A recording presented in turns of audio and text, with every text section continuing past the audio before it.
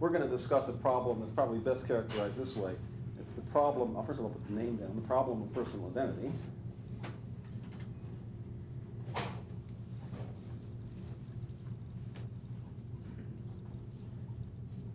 Which is basically,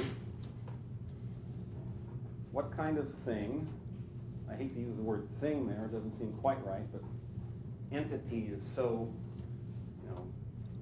highfalutin. So I'll just say, what kind of thing is a person?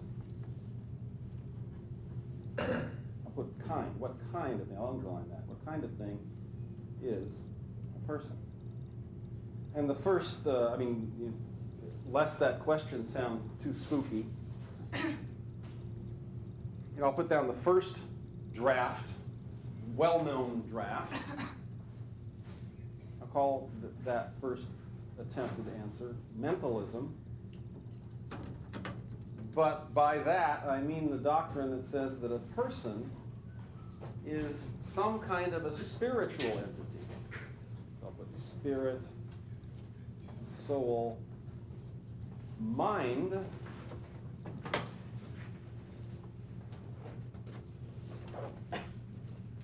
not material.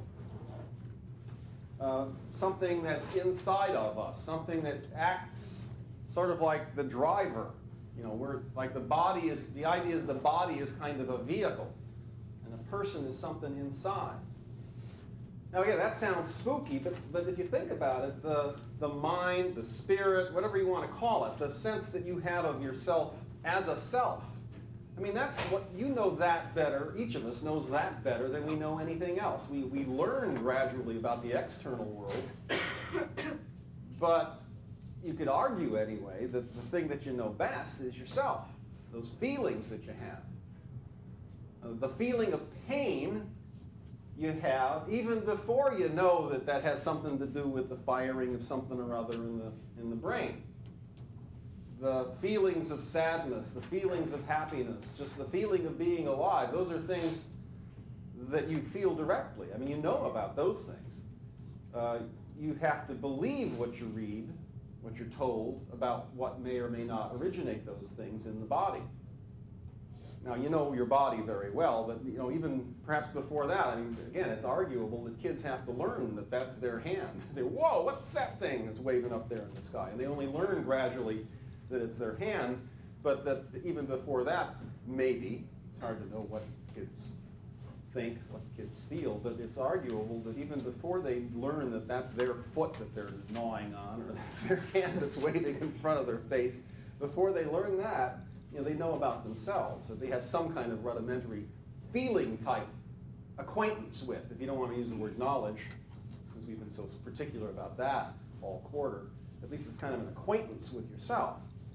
And what that self seems to be doesn't seem to be identical with the brain or with neurons or with the body. It seems like it's inside. It's this view, this mentalistic view of the person that supports views like Plato's that say that the person, the real person, exists before this life as a soul, that very possibly, we don't see Socrates or Plato committing themselves one way or the other on this question in what we've read, but possibly anyway, Socrates suggests maybe there's a life after this one. This body plainly rots, it stays here, but maybe there's someplace else that we go. That's the Greek version of a doctrine that's very widespread in many, many cultures throughout the world. The Christian version is not too different. It's not an intellectual life necessarily that we lead before and after death. It's more a spiritual life. It's a life of faith and things like that. But in Christianity, there's a lot of pre-existence. There's at least a post-existence. There's heaven. There's a possibility of heaven. So all of these theories kind of were based on the idea that was made popular in a Baptist hymn that I once learned. I used to be a Baptist youth fellowship leader a million years ago. And go back. I like the music actually. But this Baptist hymn goes, "This world is not my home. I'm just a passing through." And that's the basic idea, that what we are isn't just this body. This is just a thing that drags us down maybe. We've got this thing, this body here for a few years, short time, but the human life goes on beyond this one and starts long before it. I may be jumping into it, but if people have this spirit and everything, what about animals? That's a real tough question, and I think that the answers that different people who believe in this theory are going to vary from person to person. I mean, some would say, well, it depends on the animal. People like Descartes, who believed in the soul, argued that animals were just machines. All animals are just machines. The human being was very special. Human being, this is religiously motivated, clearly. In part, he had good non-religious secular arguments that sort of supported the idea, but he figured the human being has got this soul. The human being is created in God's image, and that makes the human being special. All the other animals are basically machines. They're automata. They're just real complicated robots, but the human animal is different. As a matter of fact, I don't know whether Descartes would have thought of the human being as specifically the human animal. I can't remember. But his view was that no animals have a soul, whereas other people might say, well, the higher animals do anyway. Maybe apes do, maybe dolphins do. What that depends on then becomes an interesting question. With Descartes, at least, you've got a sharp dividing line. Human species is the only one that has a soul. But it gets a little sloppier if you start saying, well, I don't know, I think some other animals do. Some people might want to draw the line at amoebas. But others might say no. I mean, I've actually heard views offered by extraordinarily brilliant people that suggest that the mind pervades what we call inanimate nature as much as animate nature. I've heard people offer suggestions like this on the basis of quantum mechanics, that life pervades the universe, that it's not just in these biological creatures like ourselves that life is to be found. It's to be found all the way down, and if that's, if you bought a theory like that, then maybe you'd buy the theory that mind in some rudimentary form exists all the way down. So, the answers are going to vary from person to person. It's going to be, interesting if someone says one thing, why that, rather than another. But the basic idea, though, is that what we're conscious of, what we really are, isn't this material shell. That's mentalism. And as you know, mentalism is not the only doctrine on the block. Especially, I say especially in the late 20th century, just because, what should I call this one? I think I'll call it physicalism rather than materialism, for reasons I'll get to in a second. But physicalism isn't invented in the 20th century. It's just become very, very popular in the 20th century, largely because of the increasing success of the sciences. It was already very popular among intellectuals, especially in the 19th century, and among scientifically inclined intellectuals anyway. Here's the way I'm going to put physicalism.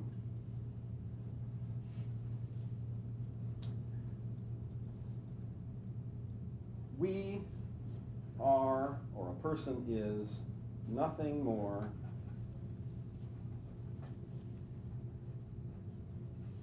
than and here's why I'm saying physicalism rather than materialism, is because of the development in the 20th century, the matter-energy that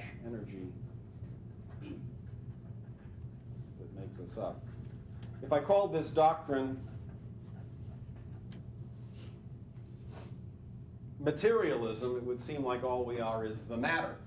And that was okay to say, and that was a doctrine, that one doctrine about personal identity prior to the special theory of relativity. But in the special theory of relativity, it appears that matter and energy are basically equivalent. They're at least interchangeable, and that matter isn't one thing and energy a completely different thing. They're just both two different flavors of the same basic fact.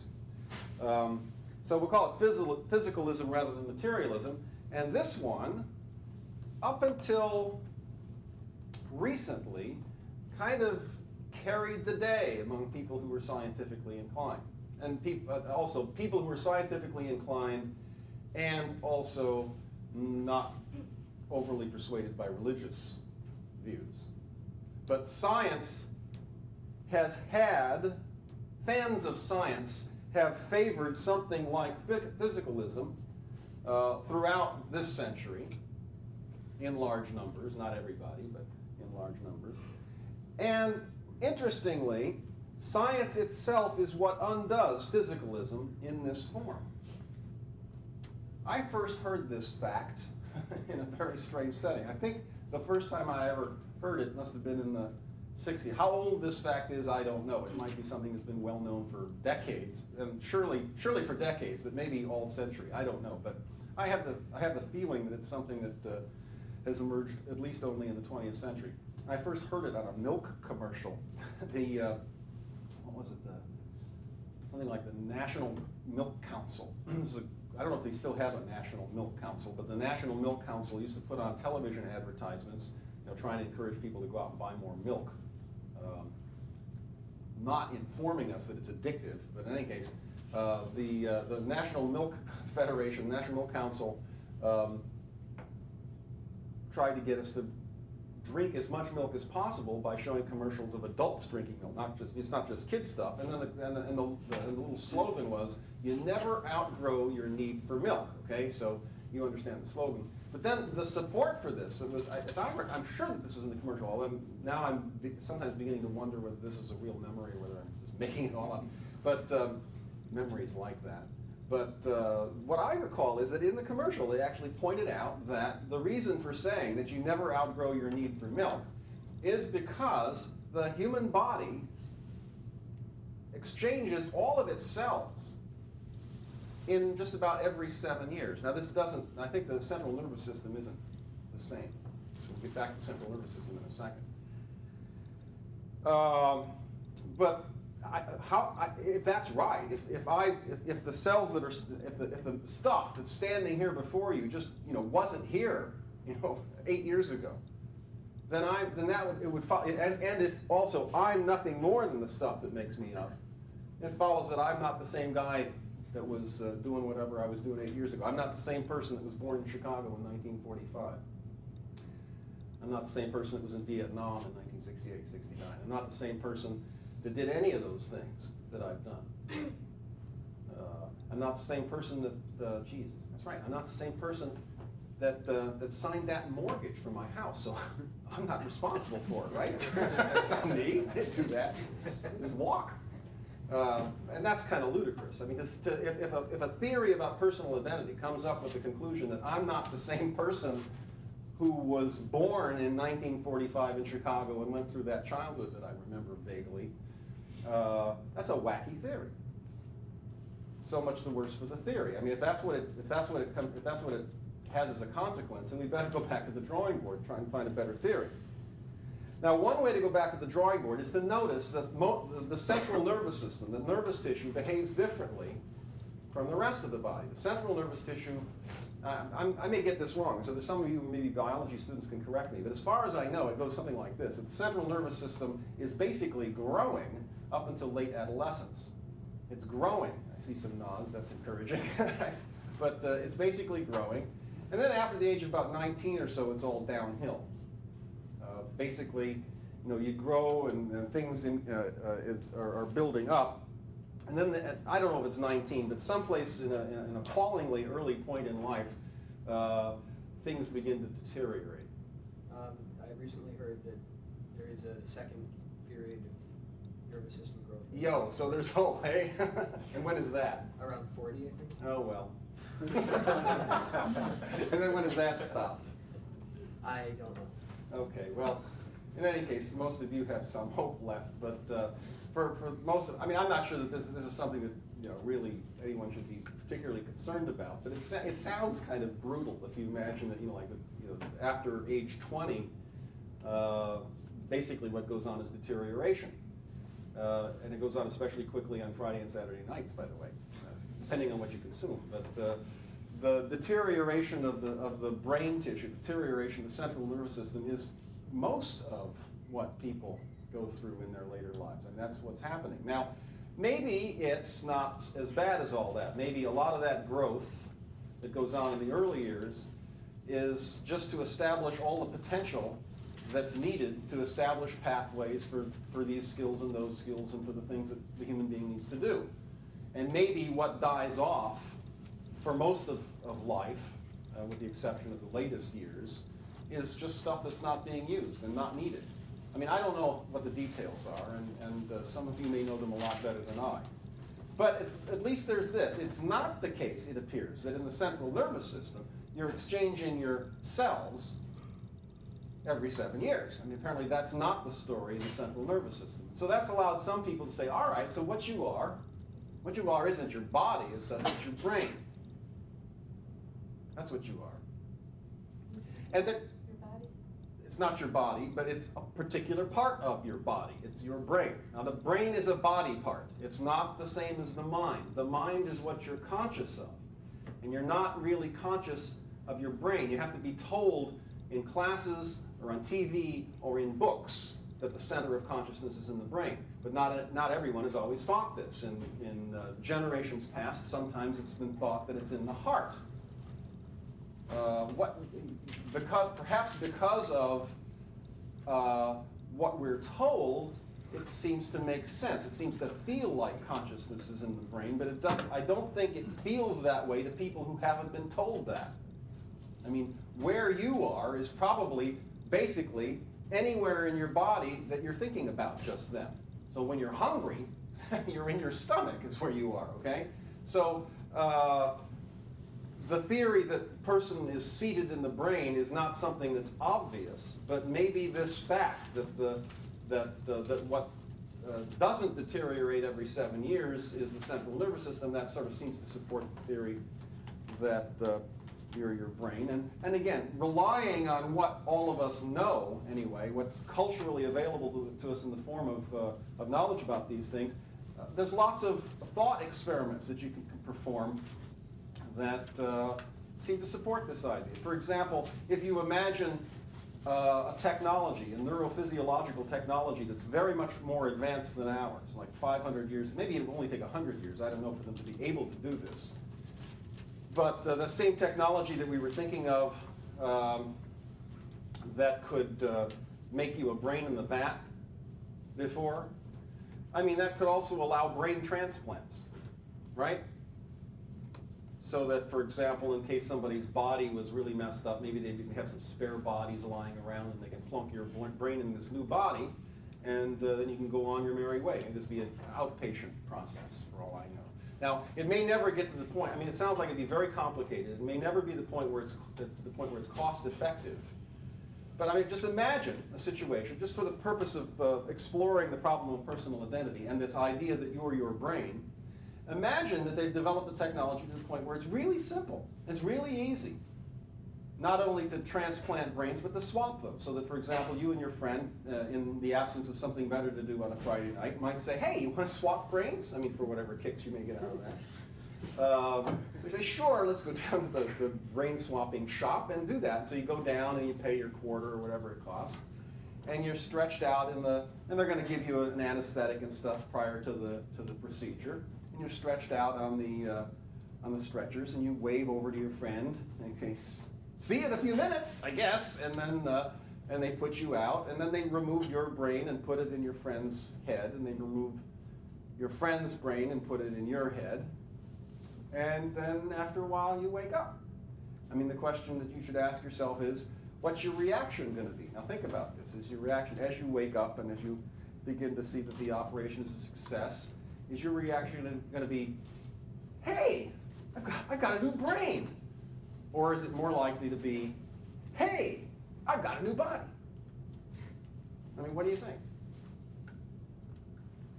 I think it would definitely be, hey, I've got a new body. Hey, I've got a new body. Anybody think different? I mean, that's pretty standard, at least among people who are privy to 20th century knowledge and theory about how brains work, how bodies work, stuff like that. It's pretty universal that intuitively one figures you'd wake up and you'd say, hey, I've got a new body. In other words, you go where your brain goes. I mean, that's the upshot of this. And that provides some intuitive support to the idea that what a person is It's not their body. It's not the matter energy that makes them up entirely, but maybe it's just their brain. Yeah. In the reading, they were talking about the brain transplants, and they were arguing that after you get the brain transplant, the person who got the brain would be the one who's conscious of it, as if their consciousness was just in their body. And I thought that was kind of ridiculous. It sounds pretty weird, but I don't know. They went pretty fast. They flew past that particular one. I'm going to fly past it pretty fast myself because I want to get to something else. But let's stop for a minute and think about this. Now, apart from all this sort of recital of different theories and stuff, I have to say I'm suspicious about whether such operations of this kind, these brain transplants, really could preserve sanity. I'm suspicious about whether all I am conscious of. I mean, there's some sense in which it's got to be rooted through the brain, right? Consciousness. But there's so much of the way I understand myself that has to do with crazy things, muscle tone. I mean, like my abilities to do different things depends on the way my body is made up. And hormones. Hormones are not parts of the central nervous system. They course through my body. They keep levels of emotions in a certain state, et cetera, et cetera, et cetera. I'm confident that I'm partial to the idea that consciousness depends more on the brain than on any other organ. But I don't know what would happen if a brain were transplanted into a new body. I mean, I think you'd have to, I think if that procedure were going to make any sense, you'd have to do a lot to sort of dull that brain to get it to sort of come into its new situation very, very cautiously. Because I think probably brains are really closely enmeshed, not just tied down, but I think that they are really attuned. That's a good word. I think brains are very, very closely attuned to the bodies they reside in. And to think that everything is isolated in that brain, and you can just take it out and put it in another body, and the person could just walk away, maybe after learning, the two-step or something, maybe after learning, some minor things. I think that's probably wrong.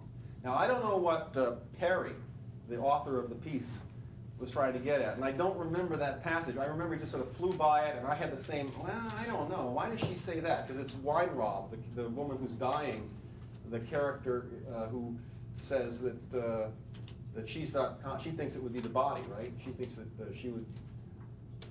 I don't see it any more than you do, but I can at least go this far, that I don't think that it's a simple question of you going with your brain and that's it. I think the brain would leave behind an awful lot that it needs just to focus. New connections would require new focuses, and that brain would be lost. That's what I think. But I don't think I don't see how the body, without a brain, independently of the brain, could. What could it mean for it to wake up and say, "Hey, I've got a new brain"? How could it do this? It's got to do that via the brain. So I don't understand that either. I think in a male-female transplant, I think muscle would be the least of it. Yeah, there's all kinds of problems. It's just male-female would be one thing, but I think just different body types, different ailments, different. I think we get used. There's all kinds of things we don't know about our own bodies that are unique, and that probably nobody else does either.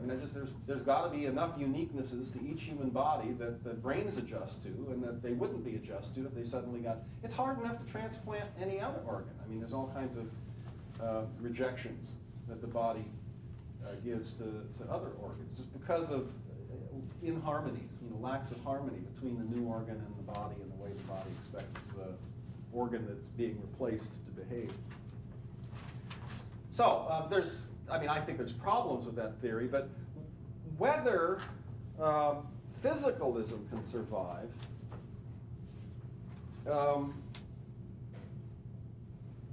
depends on some of these things to a certain extent. Even if we gussied this up to say it's not the matter energy that makes us up, it's the matter energy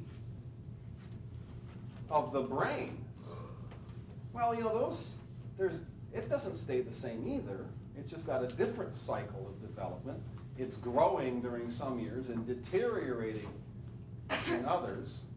In a way, when we ask the question, who am I? What am I? We're asking a question that says, what is it that has stayed the same since December 29th, 1945, or even before? I mean, I'm presumably the same person who was in my mother's womb before my birth. What stays the same? We want to know, certainly it's important to know about what changes, but we want to know what is continuous throughout. What is it that's been the sort of the seat of those changes, the base that has been the thing that changed through those years?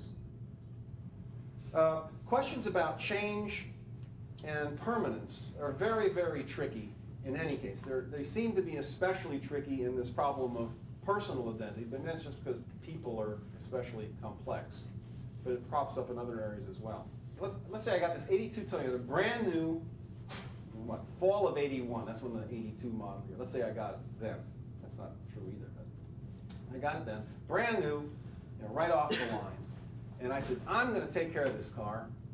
I've had too many cars that I've run into the ground. I'm going to really, really take great care of this car. And so what I decided I'd do is that any time any part began to malfunction, at that moment, before it screwed up other things in the car, whether it was a part of the frame or whether it was a part of the engine or whatever it was, I would remove that part, upholstery, anything, and replace it new. So, it was okay for the first few months, but then something began to go wrong, and so I removed the part, replaced it with a new part, put the old part in this special area of my garage, which is very large. All of this stuff is just lies. I'm lying through my teeth. That's what philosophers do.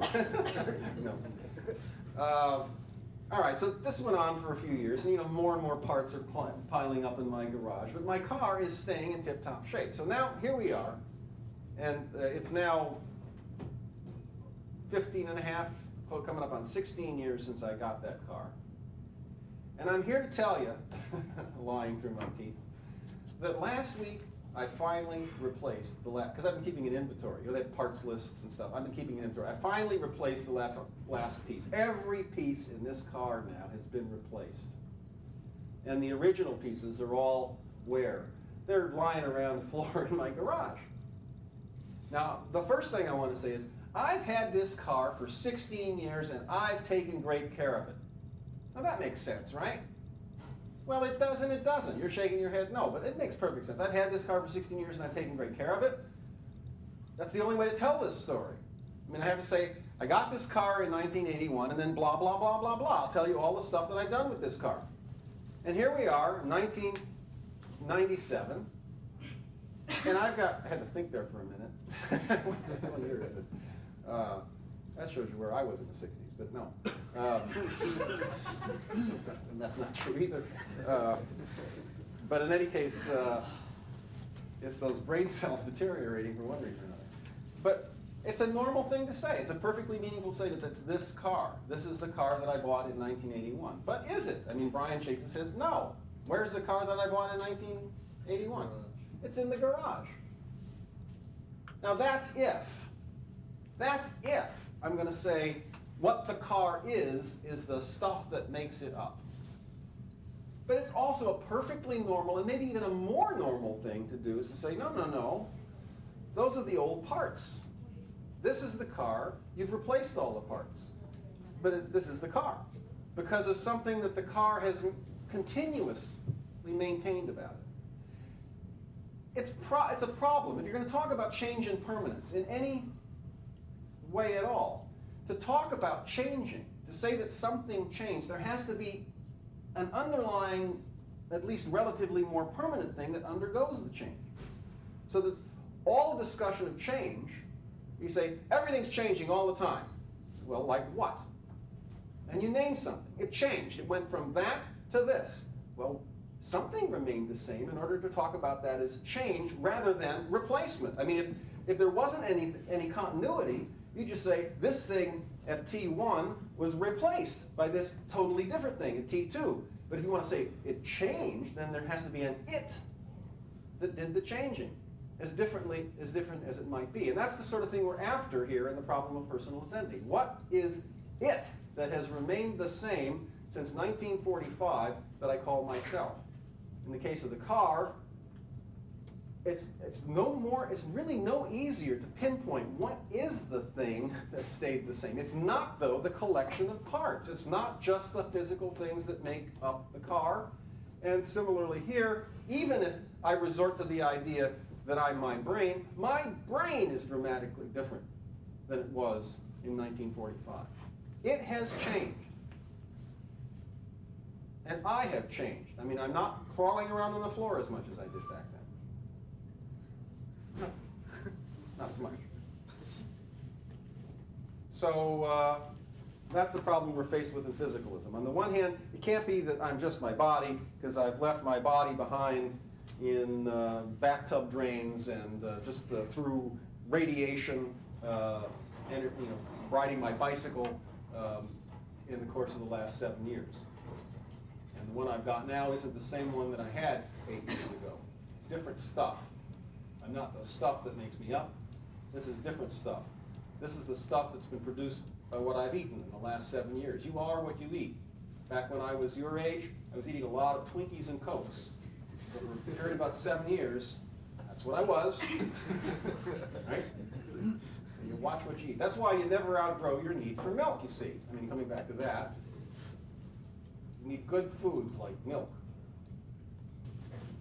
But what does remain the same? Now, given facts, for example, about the way the cells change in the course of a life, whether they are neurophysiological cells or whether they are the rest of the cells, what is it that we know about that change? I mean, remember, we're asking a question, what is it that stays the same and is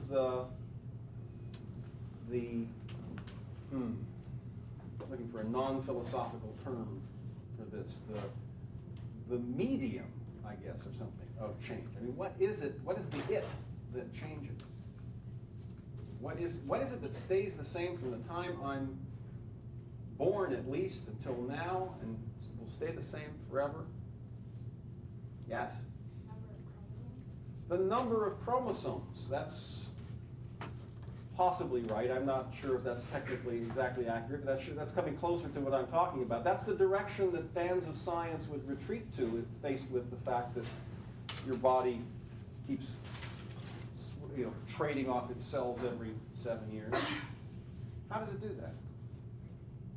What kind of context do you ask? I'm asking this question in biology. I'm asking the question. Now we've got a fact here that the body keeps altering its. Cells are replaced. It replaces itself. Your liver replaces its lining every 6 months, but how about flesh? How about any other cell? There's the liver. There's cells that are supposed to grow hair. There's cells that are supposed to do this. There's stomach linings. There's all kinds of cells. Isn't there anything general to be said about how cells replace themselves? Yeah, they divide. They divide. Yeah, they reproduce. How do they do that? Huh? DNA. Now that's a code word that means a lot of things to a lot of people, but there's a little recipe in there. There's a recipe in our cells. There's a coding. Okay. DNA embodied coding. There is a coding that on the one hand tells cells how to do their business. So if it's a liver lining cell, it tells it to do one thing. If it's a hair follicle cell, it tells it to do another. But there's one thing that all those cells have in common. They've got little instructions about how to replicate themselves. Among the instructions in the DNA are instructions that tell the cell how to make a new replacement cell. And it's all there in the instruction. Just go about your business for so many years, and then at a certain point, make a replacement. And then die! And leave the business to the replacement. It's not unlike our own lives, but that's what the cells do. Now, what is it that is passed from one cell to the next? It's not peanut butter. It's not Twinkies. It's not what you eat. It's not even physical material. It's that stuff comes from the outside. We eat that stuff. That's the material that's used to build a new cell. But what is it that's passed from the old cell to the new cell? The material comes from outside. What's passed from the old cell to the new cell? It'd be like a blueprint?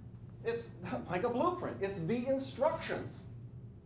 I mean, what it does is it makes the new cell with the same old instructions. So what's passed from the one cell to the next are instructions. It's like a blueprint. It's like a pattern. It's like a recipe. So what we're going to talk about is the pattern theory of personal identity. It suggests that what I am is basically a very complex pattern, blueprint, body of information, recipe, something like that. But the pattern theory of personal identity suggests that what I am, what you are, what each of us is a pattern, some kind of pattern. Now, it won't do just to say that it's the DNA information, okay, that constitutes this pattern.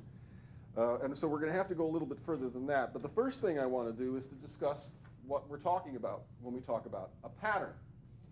And also patterns, that's just one general term that can be used. Recipes are the right sort of thing. Sets of instructions are the right sorts of things. Blueprints are the right sorts of things. They're all the right sort of thing to be included in this idea of pattern. Consider a recipe, for example, like my grandmother's, I think it's my grandmother's recipe for pancakes. As far as I know, this recipe was not originally written down. This is something that my grandmother knew how to do. If you asked her what she did on a day when she wasn't making the pancakes, she might not even have it in her head that way. It's just that when as she approached the task of making pancakes, she just did it in a certain way. And so she didn't have something written down. Nonetheless, there was a fairly consistent constitution of these pancakes from one time to the next. Maybe there were a few things different, but there were some basic things that went in there. It was like for a batch, you put in a cup of flour and a cup of milk and 1 egg, and a tablespoon of shortening, et cetera, et cetera, et cetera. And there was, that was something that could have been written down but hadn't been. Now, in some sense, the pattern for making pancakes, the recipe for making pancakes must have been somehow or another, I hesitate to do this because I don't really think of memory this way, I don't really think of thought this way, but I'll just forget about that for a second. Say, in some sense, you might want to say that this the recipe for pancakes was somehow embedded in my grandmother's mind or something like that, or in her practices. I don't know what you want to say. But it certainly was embedded in the pancakes, right? I mean, the recipe for pancakes was in there, not even coded. It was in the form of 1 egg, 1 cup of milk, et cetera, et cetera. And if you took the pancakes to a fancy chemist, I suppose they would have been able to say, aha, this has got 1 egg in it. I mean, they could analyze the pancakes and figure out what's in there. They could reconstruct a recipe from the pancakes themselves. Eventually, my mother watched my grandmother working on this stuff. I think part of this is myth, but just forget about whether it's accurate or not. Watched my grandmother making the pancakes and wrote down what she did. So now this recipe was, embodied on a piece of paper in pen and ink, let's say. And then through the course of time, my mother transcribed this into a recipe book and later passed it on to me. I've got this little kid recipe book. This is where I first encounter it, where I've got it written down, and I've been making these things forever. But let's say my son or my daughter who are far away want to have the recipe for pancakes. I can type it into my computer, thus putting it into some sort of an electronic form. I can then send it to them by email, which transcribes this into some other medium. It can arrive at the other end. They can then print it out, so it's now on ink and paper again. In all these cases, it's the same recipe, okay? The same recipe. I could burn any one of the pieces of paper on which the recipe exists. That wouldn't destroy the recipe as such. It would just destroy this particular token or instantiation of the recipe. So I want to distinguish between the recipe, which is this abstract thing that may be found, maybe embodied in the pancakes themselves, in my grandmother's mind. They can be electronically embodied. They can be on paper. I want to say that the recipe itself is this abstract thing, a type, if you like, rather than a token. It's an abstract thing that is different from each of the particular instantiations. Now, to say that I'm a pattern is to say that what I really am is something that is instantiated by each of my body stages throughout my life, in different ways perhaps, but that remains the same, something that remains the same through all those different times from when I was an infant to now. And part of the suggestion, to get concrete, really is just what we discussed in talking about the milk advertisement. What part of what I must be, part of that pattern has to be the instructions embodied in the DNA at any particular moment, which are then passed on to the next generation of cells. In the case of the central nervous system, it's a little bit different, but there is some sort of consistency, there is some sort of continuity that can be described as another part of this big overall pattern that's me. First of all, there's the information, there's the spare information that's passed on from one generation of non-neural cells to the next. Secondly, there is another set of kind of information that's passed on and establishes the continuity of both the growth and then the later deterioration of the central nervous system. Now that's still just two parts of it, because that pretty much gets at the stuff that old-style materialism talks about. Now I've accounted for the physical me, right? The body cells now and the nervous tissue. But there's lots more to me that used to be better captured by mentalism. There are things like my present ideas. There are things like my long-standing beliefs. There are things like my abilities. All of these make up the person who is me. If you made somebody who was identical to me physiologically but had a whole different set of beliefs, a whole different set of memories, arguably that wouldn't be me. And interestingly, in the Locke reading, I think as part of the assignment, I asked you to read up to a place that talks about personal identity briefly. I'm not sure whether that's true or not. I've forgotten what the page numbers were. But if so, or if not, it's just beyond what I asked you to read. But John Locke has a theory of personal identity, and it has to do with memory. A person is the same person if there's this continuity of memory from one point in that person's life to the next. But the pattern theory suggests that we're going to try and capture not just the physical stuff, but the things like memories and thoughts. And so to capture this idea, I want you to think that at any particular moment, and this is I think what the sophisticated pattern theory would say, at any particular moment, there is something like, you could take a snapshot if you like, and there would be something like, maybe it's a trajectory. Maybe it's not like a static thing. It'd be like sort of, when you're talking about instantaneous velocity, in the case of moving projectiles. But you could take a snapshot, so to speak, and there would be something like a state of the system. It would involve physical changes, physical processes that are going on, like cells that are just about to divide, other cells that are not. But in the end, you would be able to sort of construct a pattern that incorporated not just physical state, but state of mind, if you like, state of emotion, if you like. And these things themselves would be understood as patterns, perhaps, of energy distributed in some way across the central nervous system. Like to be happy is to have a certain state of the brain or a certain state of mind, which itself is just a pattern of energy, a way that certain synapses are firing and certain ones aren't. I mean, I can't even put this into words because I'm not enough of a neurophysiologist. But the idea would be that a person is to be understood as the entire pattern of physiological states along with the mental states, all of these capturable perhaps in a kind of a snapshot. Now, in order I think this is already reminding some of you of something, and so I'm going to try and make use of a device that's very like something that most of you are familiar with to illustrate this theory.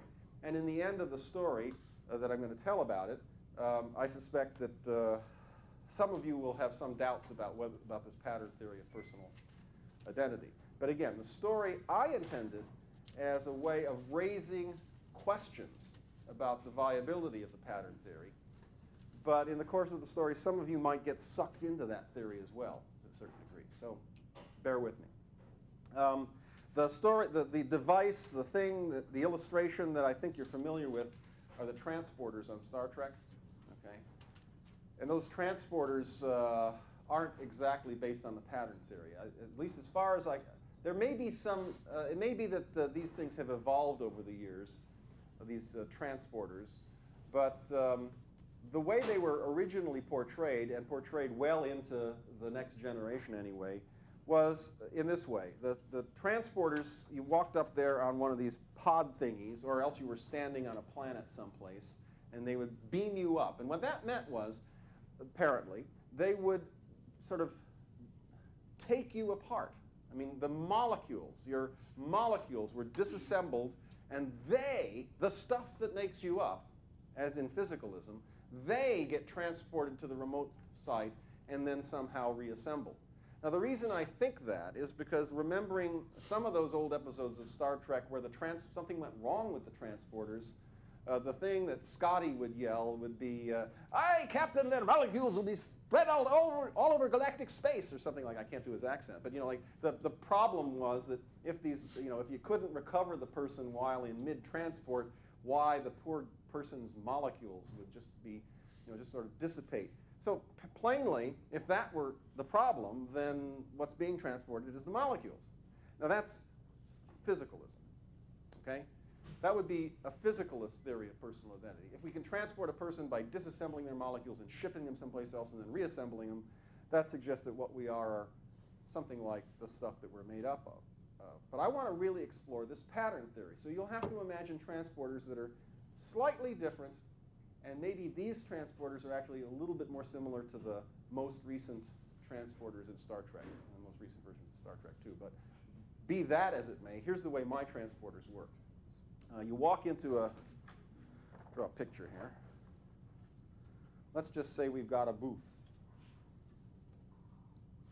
Okay, and I will explain what's up at the top of the booth in a second. But there's a booth, and I'll explain this in a second too. Okay. This is just a schema, but the transporter is sort of like a phone booth. Okay, maybe like an English phone booth, because they're kind of cute. But you walk in, and there's controls that I'll describe in more detail later. Just want to give you the overall sketch. And basically, you push a button that starts the thing moving, and you have to do some more things. But here's what it does. It's got this clever device that scans the booth you're in. Now, you can imagine that the development of this thing might have gone in stages. Like, you might have imagined that this pattern theory of identity, not just personal identity, but the pattern theory of the identity of anything, like rocks, pancakes, whatever, that maybe it catches on in the late 20th century. And that it yields certain technological breakthroughs. Like, you can imagine that as people explore it and try and figure out what it all means, they begin to try to see if they can record the patterns, say, of something simple, like a rock. Okay? So they try and develop a scanner that can actually determine the exact pattern according to which the matter in the rock, a relatively static object, is arrayed. Okay, and after 100 years or so, you could imagine that they would figure this out. They figure out how to, just sort of scan the thing by beaming, just sort of sending something like an X-ray, I don't know what, but sending some kind of a beam down into that rock, figuring out what the pattern of everything in it, all the subatomic particles and everything, figuring out what that pattern is, and then, maybe recording it electronically. Then the next step would be, the next step might be this technological application that can, assist in the transport of goods. The next thing might be to try to learn how to re-instantiate the object that you now got a recipe for, right? So what you'll need matter to do that with, so that, maybe you'll get, and that's what this thing is going to represent eventually, is some sort of a reservoir of material stuff, quarks, if you like, electrons, protons. But what's going to have to be done is you have to be able to put those things together, right, so that it's exactly in the same pattern as the one that you recorded in the rock, and so then you'll get the rock again, right? So what this booth is you put something in there, it starts up, it scans whatever's in the booth. It records that, and then that recording can be used to go the other way. The recording now can be used to take materials from this materials resource over here, this heap. It's a heap of stuff, that's why I put it that way, and then assemble them. Assemble the matter into the rock or whatever it is that's in there, okay? It almost looks like a bird or something. Anyway. And then you can imagine that it goes on from there, that they try, after they're successful with rocks, they work on, plants and small animals, but eventually somebody like in the fly, right, somebody's going to say, I'm going to try this out myself. One of the researchers is going to get in there after, when it's fairly safe, and let's just imagine that it works. He doesn't have the problem that the fly does, because the machine really works. The machine, and let's say there's a fly in the booth with you. I mean, you're going to have something in the booth with you, but let's say there's a fly buzzing around. Supposedly, the machine's going to take an instantaneous snapshot of whatever's in the booth, right? Take that information,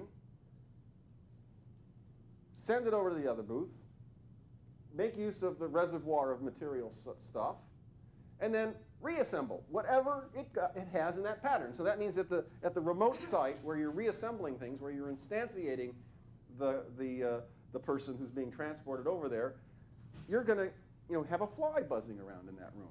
Okay, when it's successful, he's not going to turn into a fly or anything like that, but it's going to be precise. Now, in order to facilitate, now that's all right. So let's imagine that we've got. Now I'm going to put an antenna on this thing. Okay. And put another booth over here.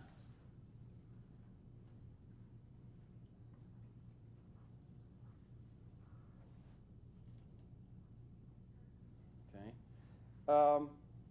In order to not suddenly populate the world with additional rocks, people, and flies, there's going to have to be because plainly what happens is you take the pattern, you broadcast the pattern, okay, over here. It receives the pattern, it produces something. Then what about the thing that's back here? You're not transporting the stuff, right? So this thing is still sitting there, and the fly's still buzzing around, and the rock's still there. You're going to have to zap this, okay? And so that's the way you replenish the source of material here. You take the pattern, you transport it over here, you instantiate the person at the remote site, because this is going to now be a transporter, okay? And at the original site, whatever's in the booth is dissolved. There's a disintegrator ray, and the material stuff is flushed over into this reservoir for later use, like for when the person wants to come back, okay? So the idea here is that I go into a booth, a pattern's taken to me exactly, right? It's got all my memories, all my thoughts, like if I'm about to sneeze, I'll finish the sneeze in the other booth, okay? But it's going to get everything exactly, broadcast it to the remote booth, instantiate me, and then flush this material here into the reservoir. Yeah. What if you were transporting a person? Two things. Yeah. The person who ends up in the second one, All right. they would have the first person's memories and everything. Exactly. But would they still be the first That's person? the question here. And the pattern theory says yes. Since what you are is the pattern, and the pattern has been shipped over here, then yes. And the question is going to be, is that right? Is this a transporter or not? Or is it just an elaborate copying machine? Okay. But I want you to remember that the person who's over here is going to, now I'll be the person over here, okay? I remember walking into the booth. I remember doing whatever I have to do. I remember the plan that I have. Let's say I'm going to go to some meeting over here. I remember the plan. I go to the meeting. I do whatever I have to do. I come back to the booth. Go through the same process except in the reverse direction. Get out of here, go home. Okay, so from my point of view, at home, I've just gone off someplace and done some business and come back. But I want you to imagine that this technology actually does work, that indeed, like 1,000 years or 2,000 years hence, it has pretty much, imagine what it would do to the economy, to transportation industry. Let's imagine that by 1,000 years from now, well, this device would aid I was going to say, imagine that by that time we would have populated other planets around the galaxy and other places, certainly in the solar system, perhaps by settling on planets, but perhaps also by building structures in space that are very large that can be colonized and that can actually be moved. There's a lot of different options here. But, this device, it occurs to me, would be part of that colonization process. You could take, for example, you could move from, let's say, first of all, it's instantaneous, which violates the special theory of relativity. Let's say it's instantaneous across any distance, just to make things interesting. So that to use this means of transportation, you can somehow broadcast a signal, whereas you can't ship matter, but you can broadcast a signal instantaneously to any remote place.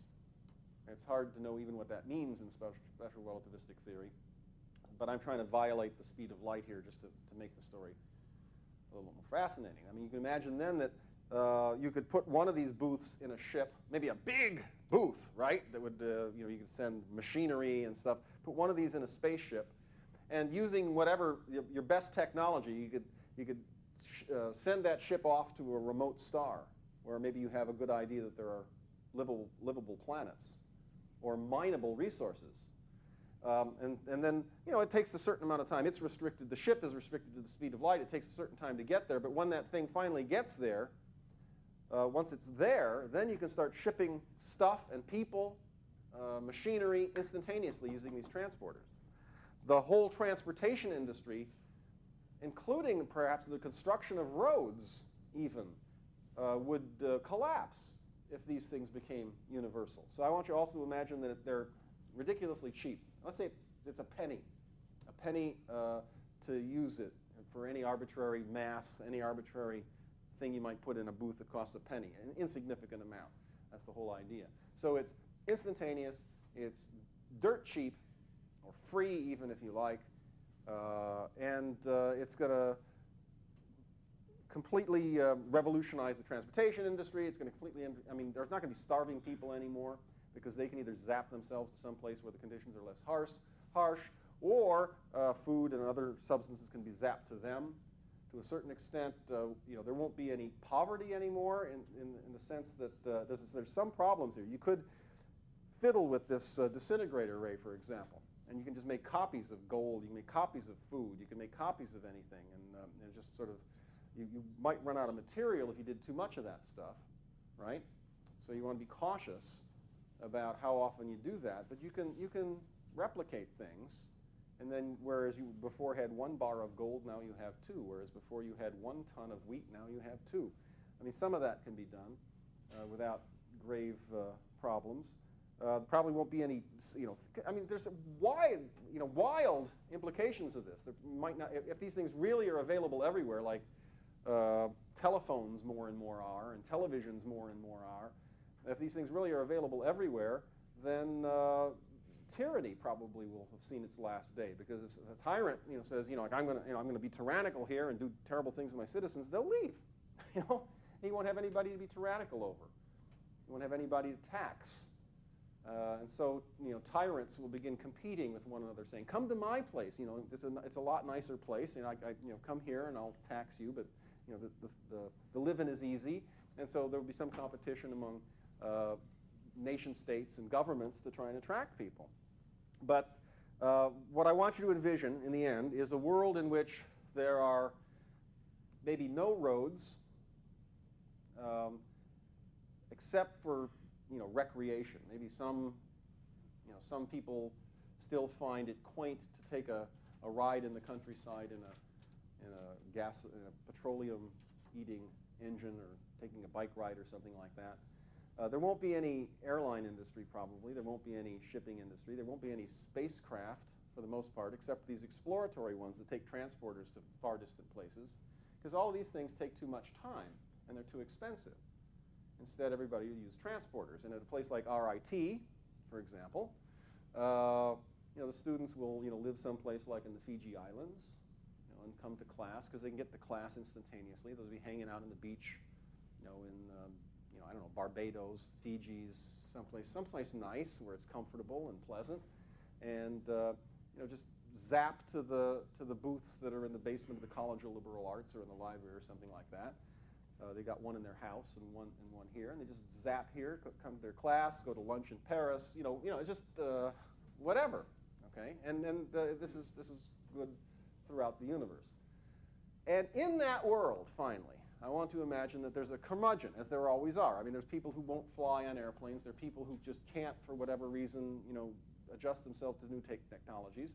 But I want you to imagine in this brave new world that there's a person, and I'm going to be the person, who just has never been able to work up the courage to get into one of these transporters. Everybody else are using transporters like people use, buses. They just hop into a transporter, go someplace, hop into a transporter, go someplace else. But there's a few curmudgeons left, like me, who are skeptical about these things and say, I just don't know. I mean, the company, I want you to imagine, just to, first of all, it's impossibly cheap. I acknowledge that. The technology is impossible as far as I know, as far as that instantaneousness is concerned. And I want you to imagine a couple of other impossible things just to simplify the whole story. And that's that for some reason or another, there's an absolute guarantee offered by the company that makes these things.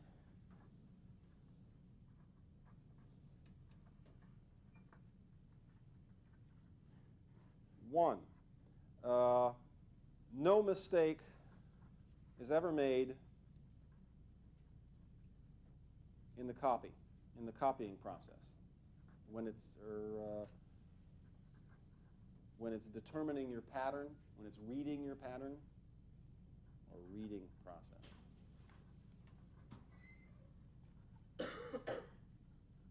Okay, that's not possible. For some reason, it would violate the laws of physics for there to be a mistake in the copying process.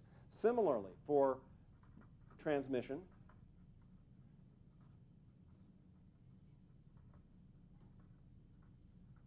that's not possible. And finally, no mistake is possible in what I'm going to call the instantiation process at the other end. Instantiation. Okay? Those are guaranteed. I mean, it's impossible for mistakes to occur in any of these three respects. And that's part of the reason why these things have become so universally used. Everybody uses them. Everybody loves them. And just to put a bottom line on this, no one has ever complained. Everyone who's ever used these things, and they've been in use now for a couple hundred years by this time, everyone raves about them. People use them constantly, except for curmudgeons like me. And I'm sort of I feel silly about it. Like everybody else, it's kind of a hard life never using these things. I can't really get anywhere because there's no other transportation industry. There's no way to take planes or boats or spaceships anyplace except at extraordinary expense. I suppose I could have something made for myself, a hovercraft or something, and I could move around. But that's just too expensive for a poor philosophy professor, so I haven't done that. I just sort of have to live close to where I teach, okay, and walk. I don't mind using transporters for such things as getting food. It's just that I'm not going to get in one, or to ordering things. I mean, if you want something, you can just consult the internet or something modeling the internet, and you'll find the best pizzas or in this little place in Sicily or something like that. You can just dial them up and order a pizza. They zap you a pizza. It's not, it's just right out of the oven. It's perfect. So, I mean, I'm happy to do that stuff, but the hardship is basically that I can't get around much. So that's the world I want you to imagine. I'm not sure why. I mean, everybody around me has all my life has really praised these things. It's just it's a normal thing to do. But I just have never been able to work up the guts to climb in one. Now, the first question I want to ask, and I get Brian had a question, I think, again, but the first thing I wanted to ask is how many of you, given that story, given that success rate, given these guarantees, how many of you find the whole idea of such a technology interesting? How many of you would like that world that I've just described? Okay. And how many of you like the curmudgeon here? How many of you, now I'm just playing a role as the curmudgeon, but I mean, how many of you don't think you'd get in those machines? Okay. All right. I wouldn't mind at all if other people that I knew and cared about went on these things because, like, when they went and came back, those quotes. they'd be the same to me, They would. But would they be the same to themselves? They would think so. Oh yeah. Plainly. The reconstituted person would think, yeah, this has always been me. And then that's one thing. To the people, to them, I mean, that's what your question. To them, the people that you're talking to who are telling you about their trip to Mars or Jupiter or whatever it is, the moons of Jupiter, wouldn't be too pleasant on Jupiter, but the people who tell you about these things, to them, they're the person that you spoke to last week before the trip. And to you, there will be no noticeable differences. I mean, it's an absolutely perfect process. These things are guaranteed, no mistakes. Okay, so as far as you are concerned, they're the same person. As far as they're concerned, they're the same person. And there's the rub. If as far as they're concerned, they're the same person, if as far as you're concerned, they're the same person, what the hell's the difference? See if I can get all of this on this piece of paper. Looks good.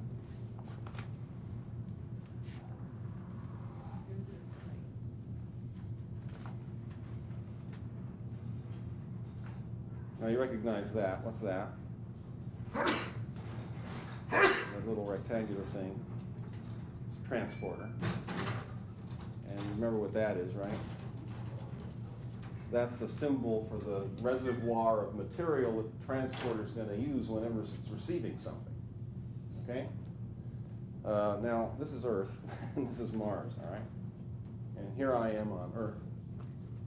I'm a philosophy teacher. A couple thousand years hence, we've got this whole brand new, brave new world, transporter technology. Everything's changed. Everything's different. People are zapping themselves from one place in the galaxy to the other. People go out to dinner, some other solar system. Because, the way we've built the story is these things are instantaneous. You can get anywhere, as illogical as that may seem on the basis of relativity theory, let that pass. You can get from anywhere in the galaxy to anywhere else instantaneously in my story. It just simplifies things. And you'll remember the guarantees that we had, they still hold. There's absolute guarantees that there's never any mistake in the copying or reading of the pattern. Whatever you stick in that sending transporter box will always get copied exactly right. Some sort of magical guarantee of that. There's never any mistake in transmission, never any mistake in reception, never any mistake in instantiation. Transmission is supposed to cover both sides, both the sending and the receiving of the signal. Okay, and the signals go faster than light, and no one has ever complained. Those are all important factors to this story, so as we focus our attention correctly. All right. Okay, so I've got friends all over the universe now. Not all over the universe. It takes a long time to get these transports out there, but certainly, in far reaches of space and certainly all over the planet, all over the solar system. I've got friends who I see fairly regularly. They come back and visit me. They come back to my town on visit here in Rochester on business. My students, are all zapping in and out of my, not my classroom. We don't have transporters in the classroom, but let's say the basement in the College of Liberal Arts over here has been remade over. All those classrooms have been removed, and all it is bank after bank after bank of transporters. Okay, and then some of them are more or less set aside for outgoing, and some of them are set aside for ingoing, so that at the end of a period, for example, people clear out of here, they run around the hall and try and get first in line for one of the transporters. But the whole process takes about a couple minutes or less, so it goes fairly quickly. And they've really made lots and lots of these things so as to accommodate the traffic. And the students are then going to various destinations, sometimes just over to the College of Science because they're lazy, they don't want to walk. Sometimes they're going off they finish their classes for the day, so they go home to Rio de Janeiro or wherever they live. Or they're going out, you want to go out for lunch and they get a good pizza, so they go off to Sicily. They got really good pizza there. So whatever it is, you got a world of crazy opportunities here. And I get invitations from time to time. Hey, you want to go out to lunch? We've got this great place in Tokyo. It's really fantastic sashimi. And people know how much I love sashimi. I just had about a ton of it last night, for example. They say, why don't you come along? I said, well, I'd love to, but I don't use those transporters. I said, if they don't know me very well, they'll say, well, why not? Why is it that you don't use these things? And I said, well, I've never trusted them much. It's like people that won't go on airplanes. I know I have acquaintances in New York City that actually have never left the city, literally. There are people who live and die, and you can live a pretty complete life in New York City, but I know people who've never left the city, and some of them have never left the city on principle.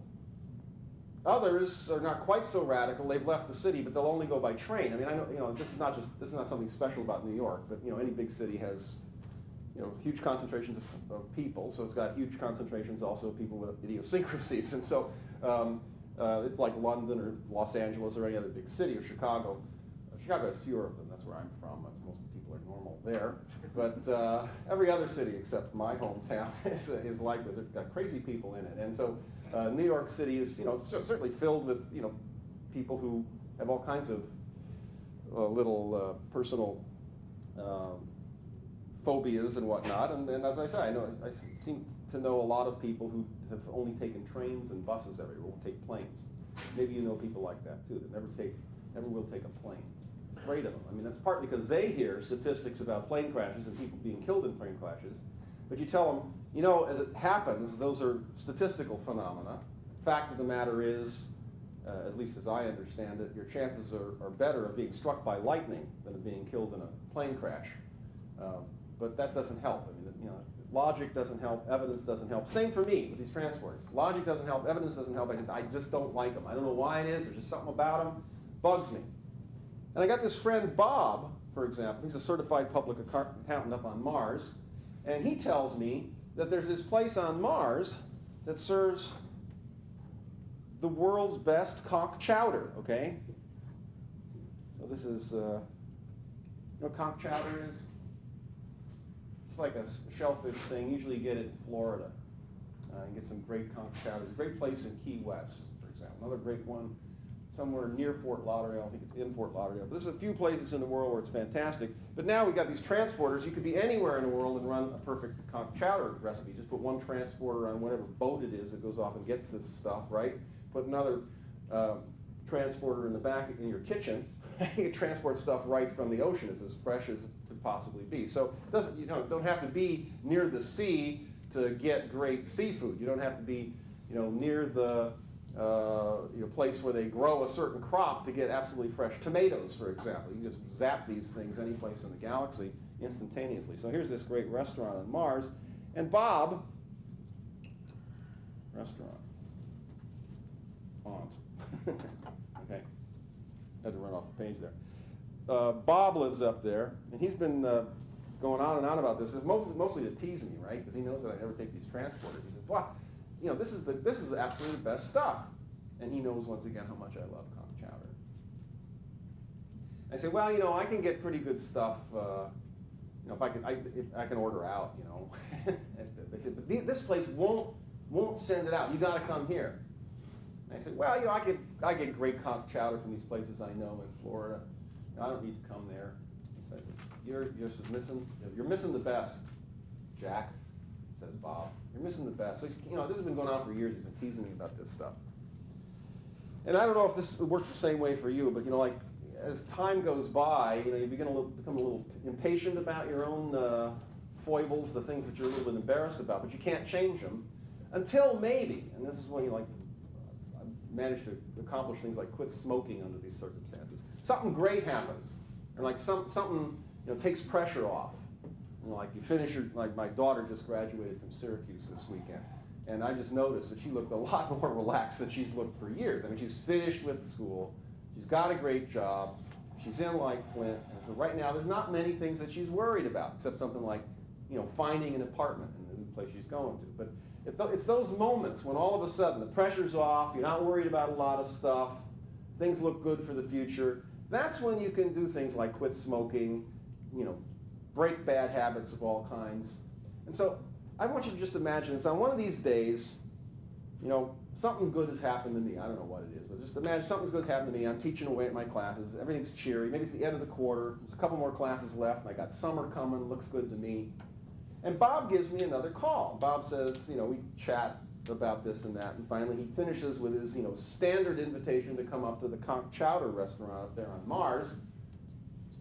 And I surprise him and I say, well, you know, maybe this time I will. I'm really getting tired of this phobia of mine. I mean, I'm not sure what. I mean, everybody I know goes through these things, and everybody has said great stuff about these transporters. So, you know, maybe, all right, look, let's just make an appointment for tomorrow so I don't chicken out. Tomorrow at noon, you tell me how to get there. Okay. Tell me what I'm supposed to do, because I've never done this before. So he goes through sort of a rigmarole that he's not used to going through, because people, you know, get into these transporters from birth just about.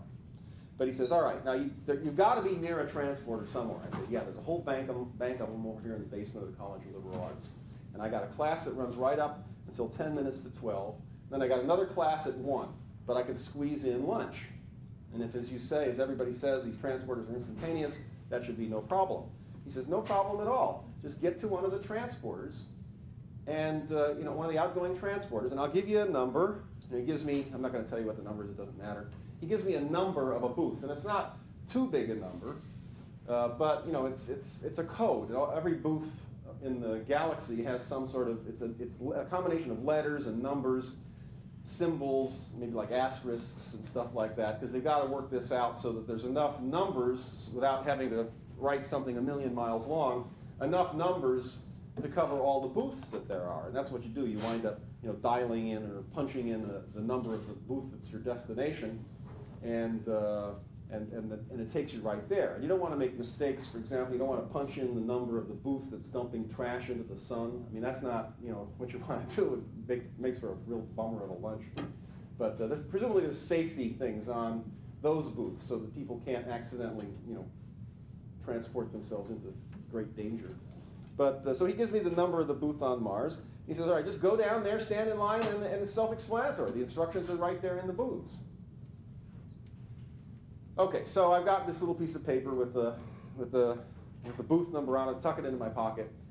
Next day comes along, I'm teaching my class, and I'm beginning to sweat. And it's hard for me to concentrate on the class because I'm now, you know, my anxiety is coming back about these transporter things. And I know now I've committed to Bob. I sort of consider, while I'm trying to talk about something else, maybe like Anselm's ontological argument or something like that. I'm trying to talk about something else that I'm considering, you know, how much Bob is going to laugh at me if I back out now, because all of a sudden I had this stupid inclination of saying, yes, I'll come to lunch. I can't back out now. But managed to get through the 50 minutes of the class. And, you know, and often it happens that, you know, after the class, you know, somebody wants to come up and talk. And so I figured that would be a good thing. You know, I can kind of put this off a little bit. So I sort of stand around waiting for somebody to come up and talk. But on this particular day, damn it, nobody wants to come up and talk. So at, you know, 10 minutes to 12, you know, like I'm free to go. I'm sort of standing around. Nobody wants to come up and talk and help me put this off, but no one does. So I, you know, gather up my stuff, put it aside, and wander over into in the basement of the College of Liberal Arts, and I see that there's a lot of activity. There's people going into booths and coming out, but over there, it's a pretty clearly labeled area where the outgoing booths are, and there's a small line in front of each of a huge number of booths, and so I get in the longest line, right? The one that's going to take the longest time, perhaps foolishly, because that means that I have more time to worry, but I'm really trying to put this off. But it gives me a chance to watch what's going on.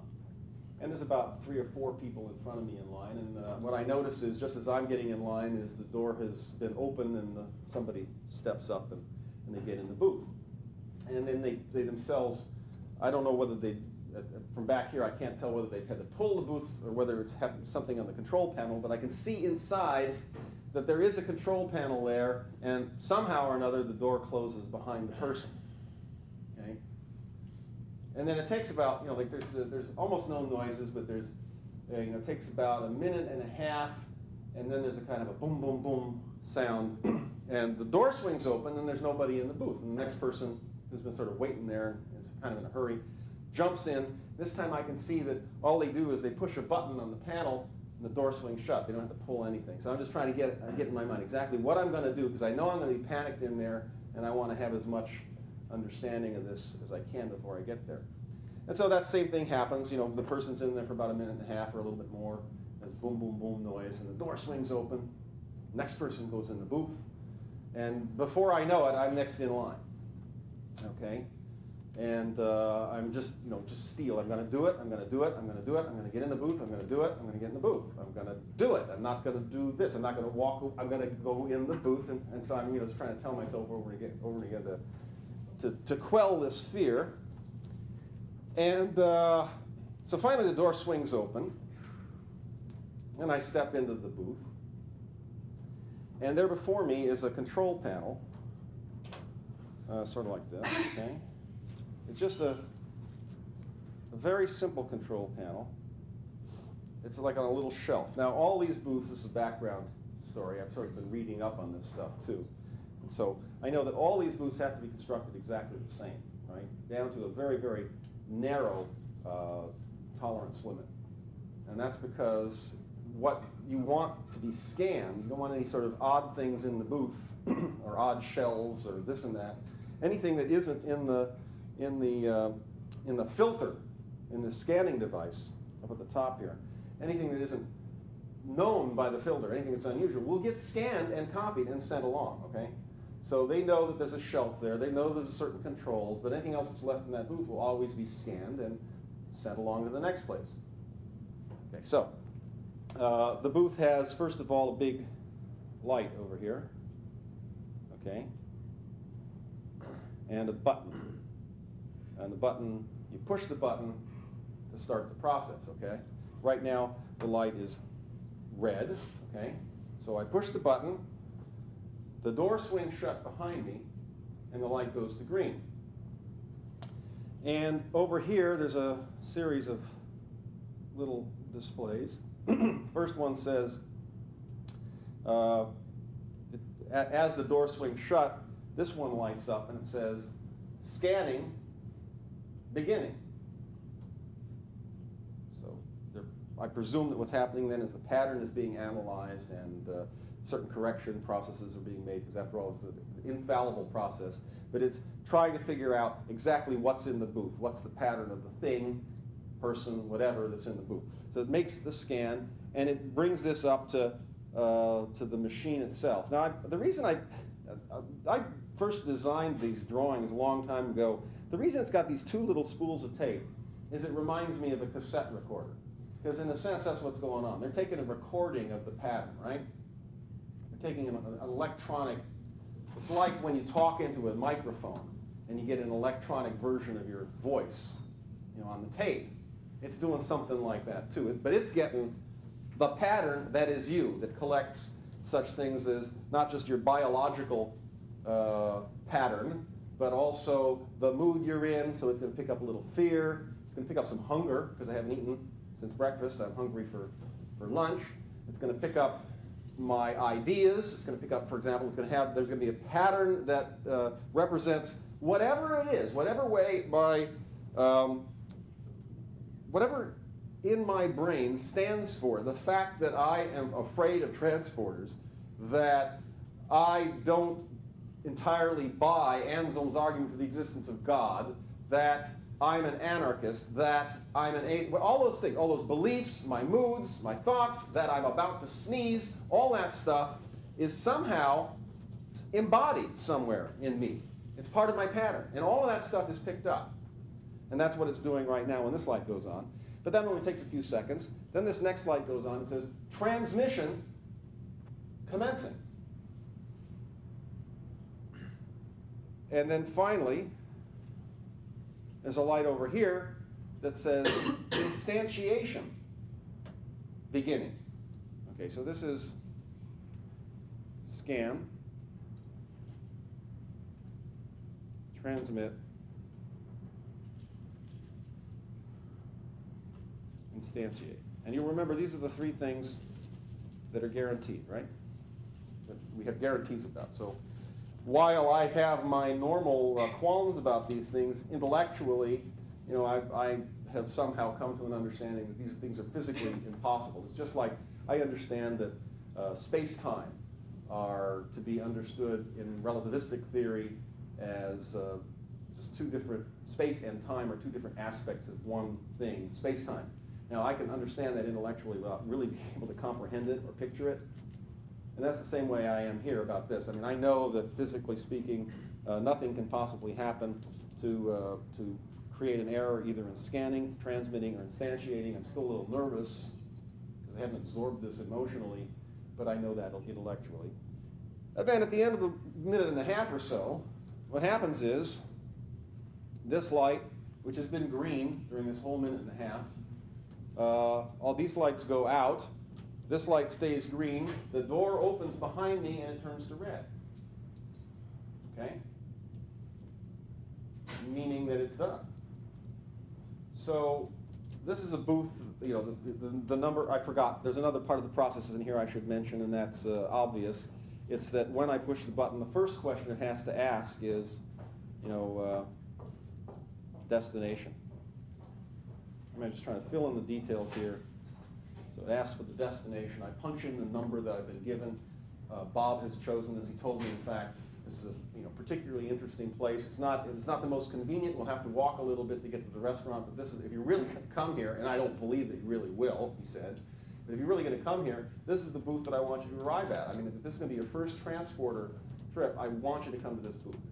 You'll see why when you get here. So anyway, the whole process is done. Presumably, I've come to the booth. I've been sitting there waiting for something to happen. I mean, I was sort of expecting, like a dizziness or a queasiness or something like that.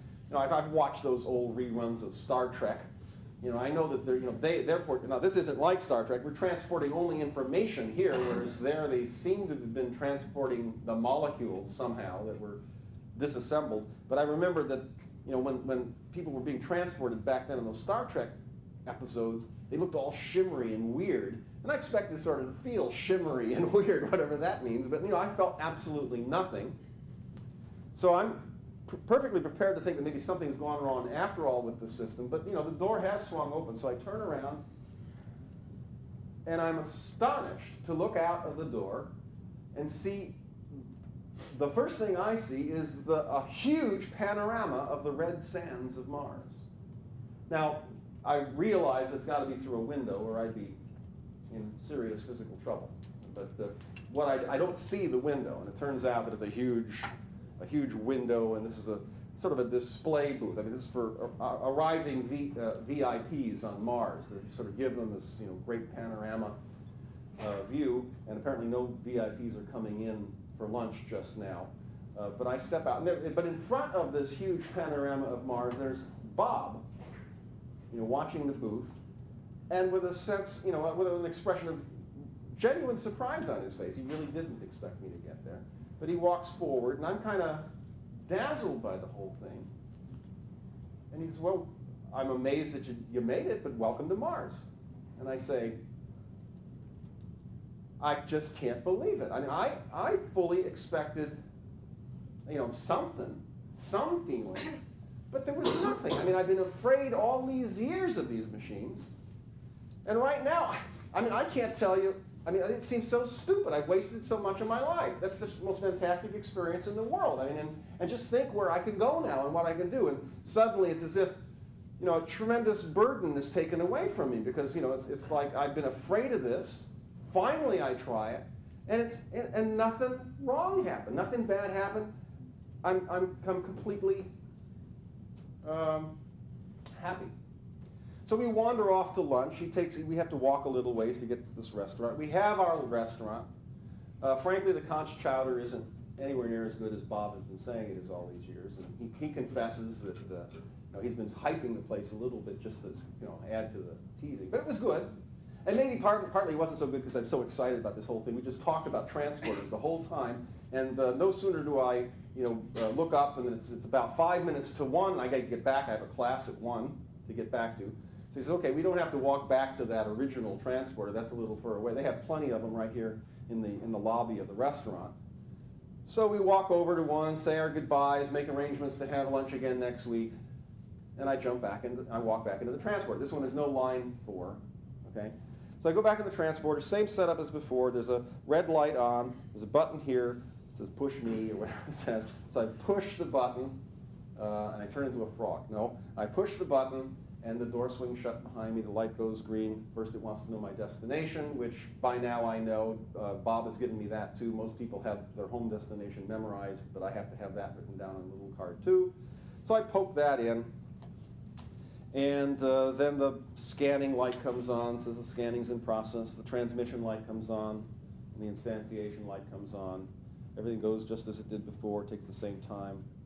At the end of that process, the door swings out behind me, the light goes red. Again, I turn around, and I'm in the basement of the College of Liberal Arts. Okay, so, I mean, I'm just ecstatic.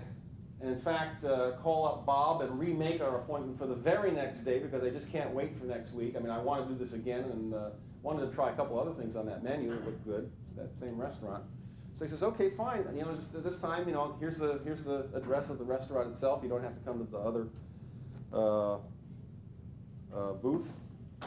And at noon the next day, I don't have a class that's pushing either side of it, so noon the next day, I mean, I do have a 1 o'clock class, but I don't have the 11 o'clock. Noon the next day, I show up down in the transporter room, and I'm ready to go. So I stand in the line, find a short line this time, and finally it's my turn, walk into the booth. The light's red. I push the button. Door closes behind me, turns green. I poke in the destination I'm going to. The scan light goes on. Then it moves to the transmit light. That goes on. Then the instantiate light goes on. And this time the door swings open behind me, the light goes to red, turn around, and I'm still in the basement of the College of Liberal Arts. And I'm just puzzled because I've been told that there could be no mistake in the copying process and no mistake in transmission and no mistake in instantiation. But it seems like some damn mistake has been made, and I don't know what's going on here. This time there's people behind me in line. They're starting to see that there's something wrong with this machine because usually the person goes in there. There's either something wrong with the machine or something wrong with me because usually a person goes in there and they don't come back out. You know, the door swings open. There's not a person in there. You hear the boom, boom, boom. The door swings open and it's empty and you get in. So I see that there's a desk over in the far side of the room that says on it administration. Transporter administration. So I walk over, there's people with little uniforms on and little tags and smiley faces, and I explain my problem. I'm a little bit irritated. I mean, I must admit that the anxiety from the previous day has it's still in the background there, and so it means that I'm a little bit irritated now that there's a glitch here. It's sort of disturbing my newfound comfort with these transporters. But it's translated into sort of a little bit of hostility toward the poor person behind the desk. So I say, hey! No, I don't say, not quite like that, but I say, look, I'm supposed to be at lunch. I got a friend waiting for me on Mars. I'm supposed to be there, 2 minutes ago. you people tell us that there's nothing can go wrong with these things. My friends have all told me that nothing ever goes wrong with these things. Something's wrong with your damn machine. I mean, I tried it twice. I did everything I was supposed to do. And here I am. I'm not having lunch, obviously, and I'm hungry. And I do have to be back for my 1 o'clock class. So your silly machine is eating away at my time. I don't want to stand in another line. And the woman said, well, I'm awfully glad that you didn't stand in another line. That really would have complicated matters, but let me just check one thing out, and I'm sure that we can accommodate you immediately. So she looks a little bit anxious herself, but I interpret that as being because I've been kind of rude, and I'm already beginning to feel a little bit guilty about that and bad, so I'm trying to calm down. She walks over to talk, first of all, to her manager. And the manager looks somewhat concerned, but picks up a phone from the desk, makes a telephone call, and then looks a little bit more relieved after the completion of the telephone call. And finally, the manager comes back this time with the person and says, sir, everything is fine. There's no problem at all. And if you'll just step back into my office, we can take care of everything. I said, well, I don't really have time to step back in your office. I have to go stand I have to use one of these transporters to get to lunch. And they said, well, we can speed everything up. You can make everything okay. I've got all the equipment that we need right in the back office. If you'll just step back here, we can, accelerate things a little bit. They said, oh, okay, fine. So we walked to the back office, which is, it's like a little room that's closed off from the rest of the basement of the College of Liberal Arts. And there in the corner is a booth. It looks, maybe it's a little, I don't know if it looks fancy or what. It certainly looks different from the ones out there. It looks a little shorter. It's got a chair inside. That's sort of nice. A chair arrangement. It's not exactly a chair, but it's a place where you can sit down. So it looks like it's supposed to be for comfort. And this one doesn't have its control panel on the inside. It has it on the outside. She said, sir, if you'll just sit down inside, we'll take care of everything. And I assure you, everything is just fine. And I say, well, it just puzzles me that you guarantee that nothing can ever go wrong with this whole process, and yet something seems to have gone wrong. I want to talk to you later about possible damages here, especially since I'm plainly going to be late for lunch. I'll have less time for lunch. She says, sir, first of all, let me assure you, nothing that we guaranteed has gone wrong. There's been no error in any of the things that we guaranteed. But we will. If you want to talk about this later, that's absolutely fine. Just have a seat in the booth. We'll take care of lunch now, and anything else we'll take care of later. Some of you, I think, see what's coming. In any case, I say, all right, fine. I'm really anxious to get up there with Bob. I'll talk to this lady later. And I sit down inside the booth. And she's got the control panel out there. She says, comfortable, sir? I say, yes, feels fine. Let's just get on with this. So she pushes, I see her pushing her button, and she gives me a little wave. And the door closes, and there's a slight light inside, a small light, but there's no buttons or lights or knobs or anything. And then I realized I forgot to tell her the destination. She doesn't know exactly where I'm going. So I just as I get up to try to give her that information, knock on the door or something, I hear this sound in the booth. And it's a very familiar sound. It's sort of like a zzz that, I've heard before. And I'm trying to place the sound. I said, and I realized where I've heard it from. It's from a garbage disposal unit that I have at home that uses a disintegrator ray. And what I'm hearing is a disintegrator ray. And my last thoughts are, hey, I'm not going to lunch after all. They're disintegrating me. And I start banging on the booth. And I go boom, boom, boom on the booth. And then that's the last thought I have as I'm slowly being disintegrated. This is sort of an impossible story to tell, actually. But as I'm slowly being disintegrated, what I finally realize is, when I hear that boom, boom, boom of me beating on the walls in panic to try and get out while I'm being disintegrated, I realize that sounds familiar too. That's the sound that I hear every time I'm standing in front of somebody in line and ready to get into the booth. Just before the door swings open, there's this boom, boom, boom sound. It's just exactly like that. And then I realize these things aren't transporters at all. They don't send anybody to lunch. These are copying machines.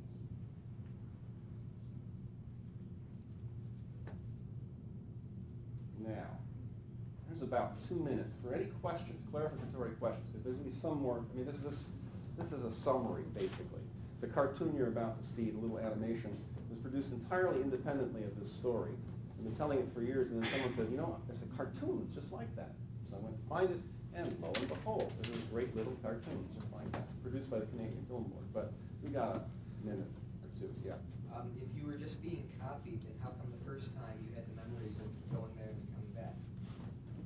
It was just being copied. I had all my memories were copied. Think about it. Okay, but I went in the machine, right?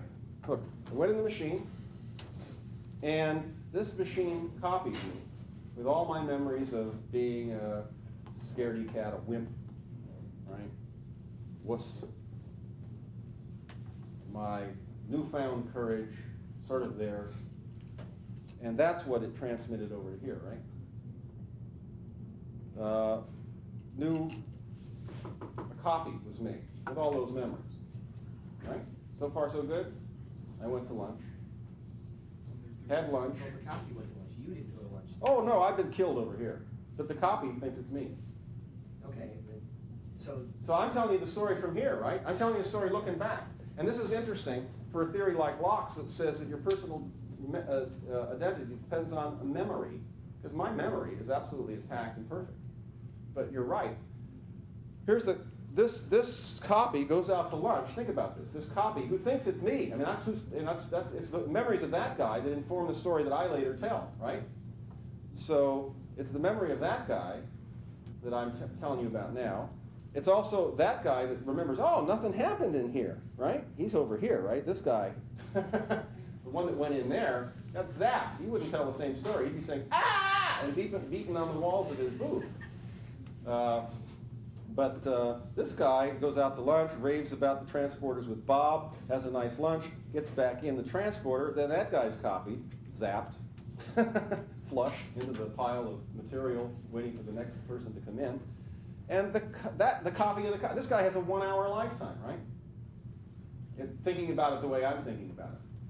Now I want to tell you, if you're persuaded that these are transporters, like I'm right now, I mean the story is meant to support my contention that this is no transporter at all, that nobody's ever complained about these things because the people who could make the complaints have all been zapped. And what's happened, there was a mistake, there was a problem in the transporter at this end, this last time, but it wasn't in scanning, transmission, or instantiation. What was the disorder? What was the malfunction? Huh? The disintegrator malfunction. It didn't disintegrate when it was supposed to. And that's why I didn't get, that's why there was, I had a story to tell you about going outside and talking to the attendant. Most people don't get that opportunity. So I lived another few more minutes longer than I would have otherwise. But what I want to get at now, and then into the animation, and we'll have some time to talk about this next time too. Not much, but some. If you still think of this as a transporter and don't buy my present attempts to make you worried about this thing, you're in good company. There's lots and lots of people who really believe in something like this pattern theory. And if the pattern theory is accurate, if what I am is a pattern, there could be no doubt what gets transported from there to there is the pattern. And all that's destroyed over here is one of the instantiations.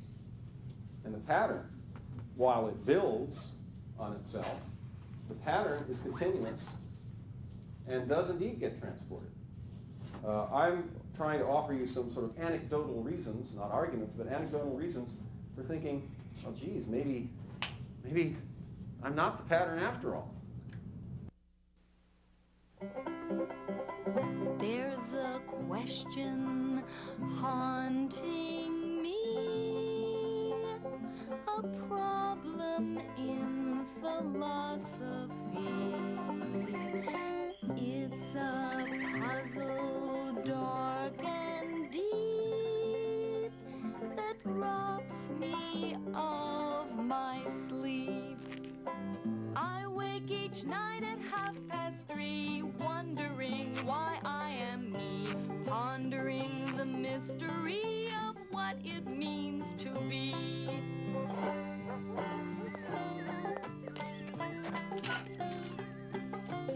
One day, I was invited by an eminent scientist to a demonstration of his latest invention.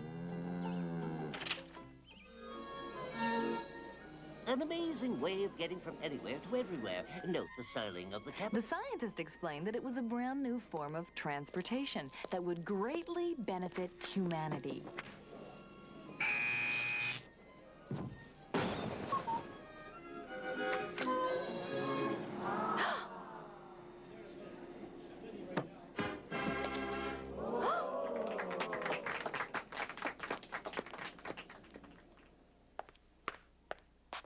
He wouldn't tell how it worked, but he offered to let me be one of the first people to try it out. I'll give you $10. His eagerness made me suspicious. I figured it was just a trick, using trap doors or mirrors or something.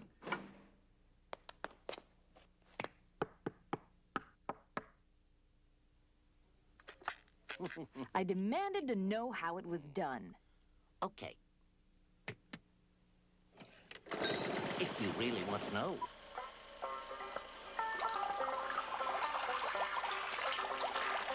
It's just a transmission based on the miracle of radio waves. In the first booth, we convert you, and in the second booth, you are reconstituted, just like your favorite breakfast beverage. I considered taking a ride, but I had the funny feeling there was still something he wasn't telling me. Finally, the scientist admitted that his explanation was not entirely accurate. The way I said. The machine, in fact, merely analyzed the contents of the first booth, then sent a description of it to the second booth, where a copy was created. The contents of the first booth were then destroyed. So, want to take a ride? I asked the scientist why it was necessary to destroy someone. Num, num, num, num, num. He pointed out that if this mode of transportation became commonplace and the contents of the first booth were not destroyed, the world would be filled with unwanted replicas of everyone. Traffic jams, trying to find a parking space. It seemed immoral that a person would have to be destroyed just to take a trip. No. Now, The scientist asked if I would care as much if it was the copy rather than the original that was destroyed. He claimed that it was no more immoral to make a copy and then destroy it than to simply not make a copy in the first place. But that makes no sense. Everyone ends in the place they started. See what I mean? It made no moral difference whether you destroyed the original or the copy, since they were identical. But it made more sense to keep the copy since that had a point. It's perfectly moral. It takes people where they want to go. Again, he invited me to go for a spin. I decided to turn the tables and suggested that he take a ride first. Ridden the thing a The thousand- scientist boasted that he'd ridden the machine hundreds of times and still felt I fit can as do a it. fiddle.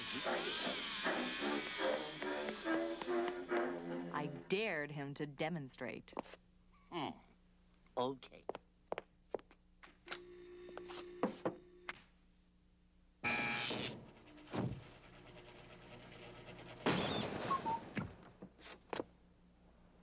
To my surprise, he even agreed to repeat the experiment with the doors open.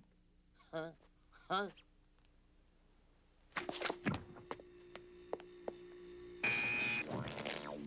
Oh.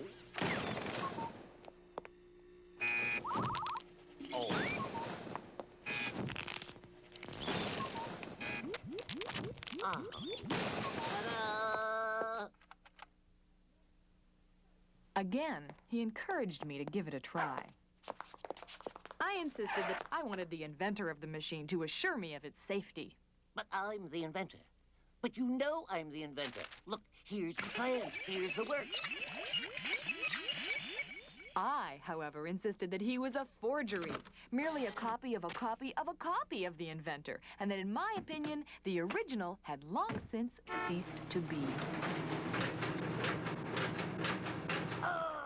The insulted scientist angrily claimed to be himself, while I contended that he was in fact someone else. Here's major credit cards, my library card, my skidoo license.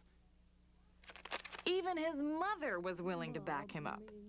At that point, I hatched a fiendish plan. I challenged the scientist to enter the booth again, but to first turn off the part of the device that destroyed the original. That could cause some problems. At first, he refused, but I suggested that he merely delay the destruction process by 5 minutes. What harm could there be in that?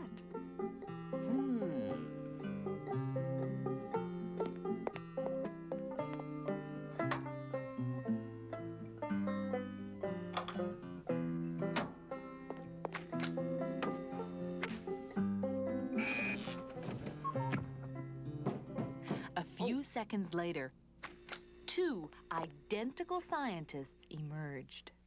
Amazing. Oh, this is fun.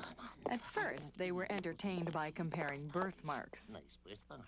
What's your favorite movie? I like Spinelli. until I asked which one was the original.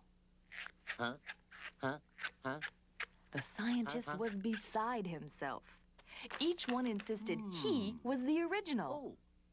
Fake! Forgery! Fraud! I announced that 5 minutes was now up. It was time for the original to be destroyed. Oh? Suddenly, the nature of the argument changed. He's the original. He's I'm the not original. me. No. I never saw me before. I don't. Neither do I. I'm too tall. I'm too To tall. help resolve this dilemma, I suggested a friendly competition. Conjure, 5. Oh, yeah? Take that. Now, a chair. Now this. What's the attack? Oh, yeah? Castle charges. Take that. Check on you. Check on you, too. Check. Mate. Ha! Oh. To the booth, buddy. I quickly pointed out that it was more likely that the winning scientist was the original and could defeat Oh. a mere copy. So you get in there, smart guy. It's a cheat. He threw the game. You're all against me. It's not fair. I could have lost. No, don't. I don't want to die. I'll be good. I won't eat much. I want to live. Let me go. I want to live. Please.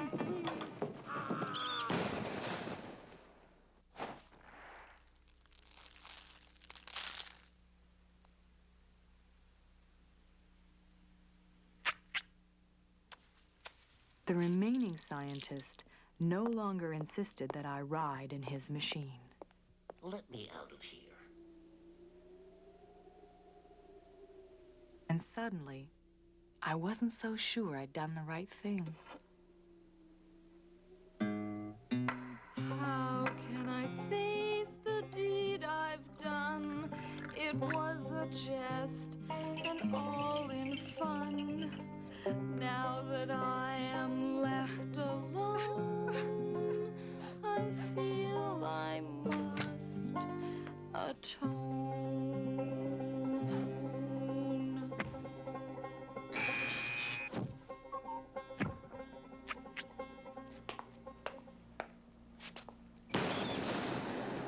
The original me was gone, and I was now a guiltless copy. Brand new me, brand new day. No more last month's bills to pay. They were owed by another me, and she has ceased to be. Bluebird sitting on my head. Aren't you glad my old one's dead? Hello, brook. Good morning, tree. I've just begun to be. What's this body I am using? When I die, will I be losing everything that I'm now choosing to be or not to be? A simple fact, sad but true. Nothing's fun unless it's new. That's why we take turns to see what it's like to be.